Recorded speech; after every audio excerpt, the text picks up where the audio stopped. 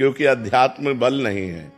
अध्यात्म बल ना होने के कारण, ज्ञान बल ना होने के कारण हमारी बुद्धि जब दुख आती तो दुख में डूब जाती है, जब सुख आती तो सुख में डूब जाती है। अनुकूलता प्रतिकूलता का भोग करने वाली बुद्धि सांसारिक होती है, और जो अनुकूलता और प्रतिकूलता में समता को धारण करे वो आध्यात्मिक बुद्धि होती है। इसीलिए अध्यात्म सर्वश्रेष्ठ सुख है, आत्यंतिक सुख है, जहाँ दुख का नामो निशान नहीं है। बड़े बड़े दुख में भी जो मुस्कुरा करके निकल जाए उसे आध्यात्मिक कहते हैं।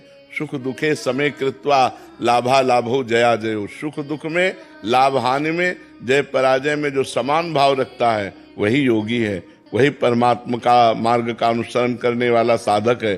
तो अब अभी आप भगवत चिंतन उतना नहीं कर पा रहे हैं जिससे आपके अंदर समता आवे, तो आप नाम जप करो, शास्त्रों का स्वाध्याय करो, सत्संग करो, और जब दुख आवे तो उस समय विचार करो ये मेरे किसी कर्म का फल है जिसको मैं भोग करके पवित्र हो रहे हूँ। और जब सुख आवे तो भगवान की दया का स्मरण करते हुए दूसरों में बांटो, अपने सुख को दूसरों में बांट करके दूसरों को सुख देने की भावना करो, तो सुख के अभिमान से रहित हो जाओगी और उधर दुख के भोग से रहित हो जाओ। अगर सुख का भोग ना करे लौकिक तो दुख का भोग अपने आप नहीं होगा।